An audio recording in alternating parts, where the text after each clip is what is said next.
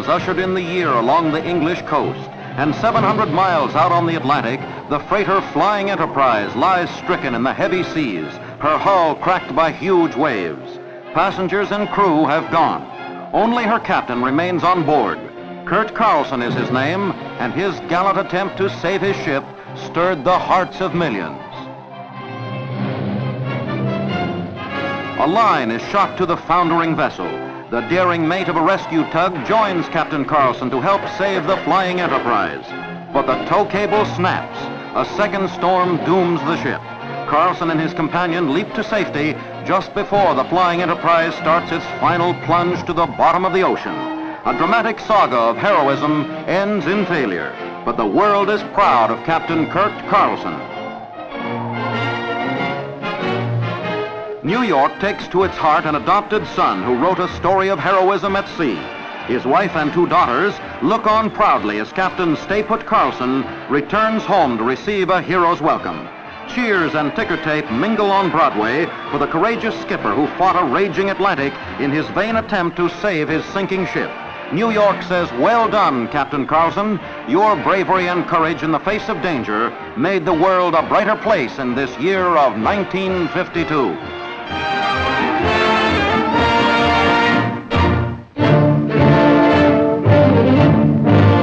This is Koji Island, scene of bloody prison riots that rocked the world. Thousands of North Korean and Chinese prisoners, led by a hardcore of unruly Reds, plot defiance against their captors. Secretly at first, then switching to open defiance, embarking on a reign of terror against fellow captives who have switched allegiance to freedom's cause. Jeering at their UN guards, they drill openly with dummy guns, openly flaunting the rules of war. Held hostage, General Dodd is freed only after bowing to impossible Red demands. He is removed from command of the prison island and is replaced by General Boatner. A new and sterner regime is promised by the new commander, who tells his men the Reds respect only one thing: force. General Boatner's Get Tough policy is quickly put into effect. Additional troops are flown in and, backed by tanks, storm the compounds to oust the defiant prisoners. The work of subduing the Reds is on in earnest. For hours the battle rages, the toll of dead rises as the really tough prisoners fight on to the bitter end. But the new Get Tough policy pays off on Koji. The ringleaders are isolated and the rest are soon imprisoned in smaller compounds. The smoke of battle dies down. Koji Island is again under control.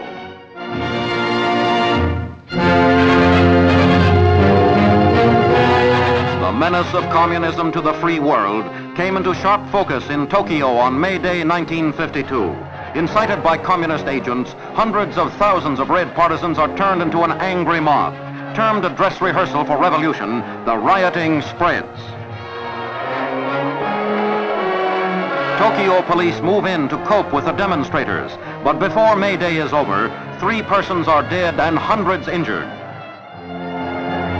Only 3 days before, Japan won back her independence. Today, she sees how that freedom could be lost again.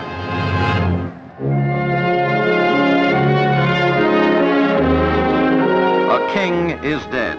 With shocking suddenness, the news of King George's death stuns the world.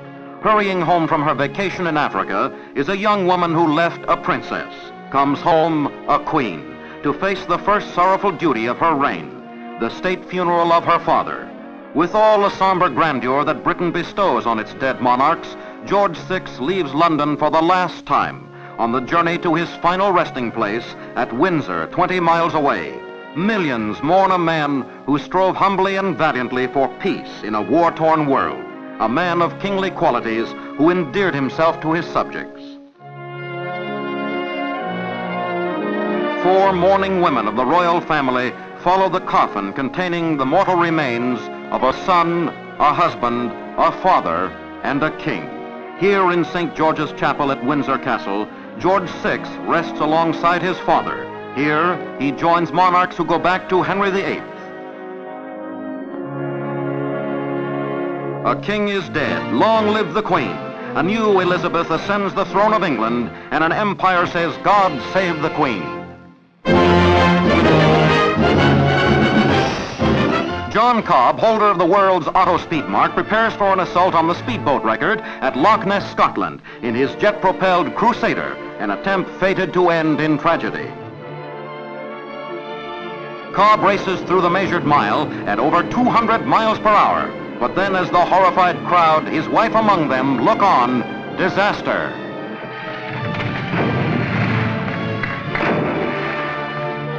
The Crusader struck a wave and literally disintegrated. Rescuers reached the scene within minutes, but too late. John Cobb has raced his last race. 1952 was a year of big things in aviation. Big planes like Uncle Sam's new aerial ace, the giant 8-engine B-52 bomber. It flies higher and faster and farther than any other bomber in the world.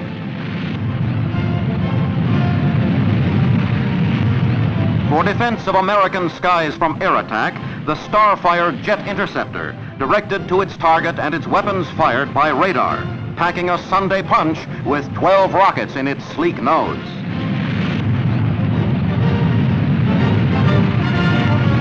The British took the wraps off the world's first Delta Wing bomber, a flying triangle of the atom age.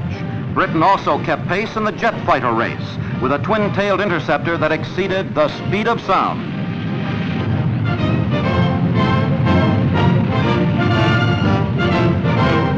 An unsuspecting monkey soared into space in a rocket to become the first real-life space cadet. 2 white mice also went along on the history-making ride, pointing the way to man's conquest of space. The year saw many startling developments in rockets and guided missiles, but none more startling than the space travels of 1 monkey and 2 mice. 38 miles up. There's no gravity this far out, no ups or downs. An automatic camera shows the mice suspended in their cage, rolling free in a strange new world of space. A parachute eases the rocket and its riders back to Earth. As Monkey says, the trip was out of this world.